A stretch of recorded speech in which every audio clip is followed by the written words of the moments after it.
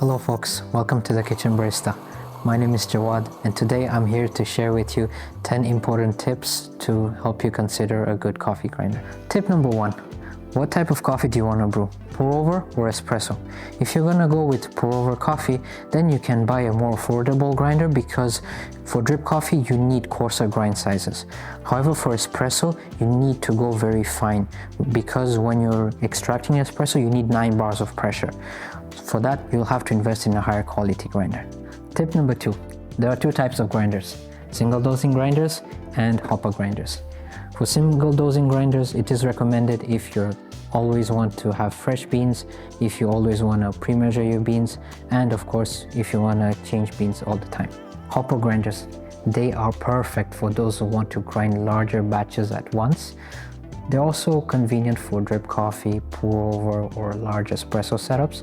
The hopper stores all your beans, makes it super easy to grind, do your puck prep, pull your espresso. There are 2 types: grind by time and grind by weight. Both make your life super easy. Tip number 3. What are the better grinder brands out there? I can't speak for the whole world, but for Canada, what I can tell you is people love Mazer, Eureka, Malkonig, DF, Turin, they're the same. Firenzato, Sanremo, they're also the same. Anfim and LX as well. Whenever you're looking at brands, just make sure that they are known for durability, consistency, and they have a lot of years of R&D and they're well known out there. Tip number 4. Make sure to consider the roast level of your coffee. There are light roasted beans, medium roasted beans, and dark roasted beans. Each different roast requires a different grind size. A lighter roast will need a finer grind for extraction, while a darker roast will often need a coarser grind to prevent over extraction. Most darker roasts are, when you grind very fine, they come out very bitter, so be careful of that. Make sure that your grinder is versatile enough to handle all types of beans. Tip number 5. Each grinder comes with its own burrs, and every burr has a very specific purpose. So, for example, this one comes with conical burrs. What are the burrs out there? Of course, you have conical burrs, flat burrs, SSB burrs, Mazer burrs, and there's a lot more out there.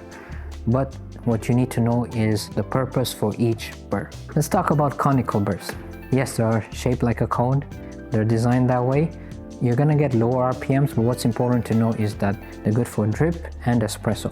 But for the espresso that you're gonna brew, the grind particle distribution is gonna be better for full body espressos. Let's talk about flat burrs. They're best for espresso.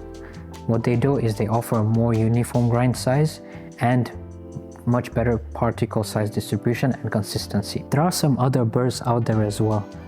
Most notably SSP and Mazer burrs. You can buy these burrs separately and upgrade your grinders, that's fine.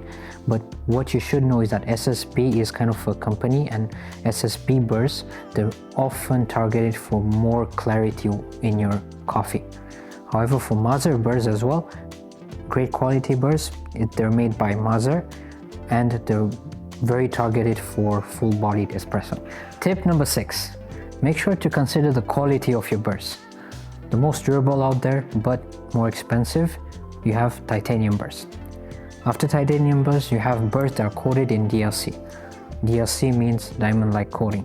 They're often used for enhancing durability and reducing friction. And finally, you have stainless steel burrs. They offer great value for money and are widely used. A very important thing to know is a grinder's burrs can last anywhere from 500 to 1,000 pounds of coffee before they start losing their sharpness.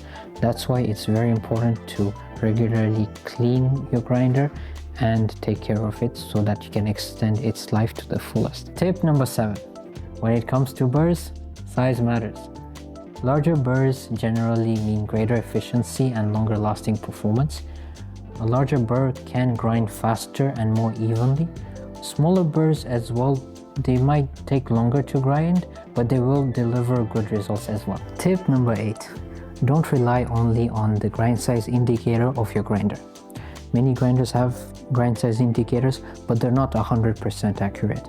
Some grinders allow you to adjust the grind size more precisely after multiple rotations, so keep experimenting until you get it right. Tip number 9, make sure to consider the amount of noise your grinder is going to make. Different grinders have different build quality, and the heavier grinders out there tend to be more quieter. If noise is a concern to you, then you might want to look for brands that are geared towards making silent grinders.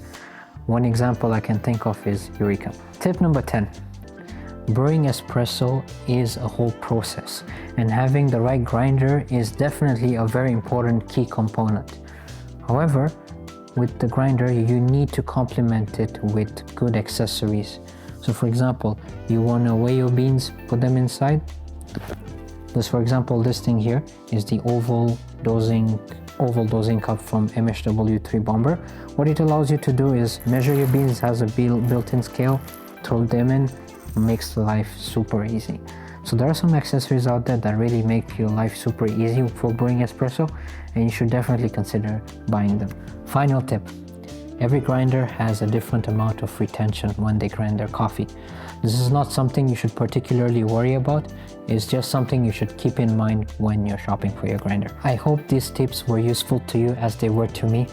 If you have any questions, you want to know more about any of the grinders we featured in this video, give us a call, send us a message. You know we're always here to help, and tell my guys that Jawad sent you, and then you get a free bag of coffee.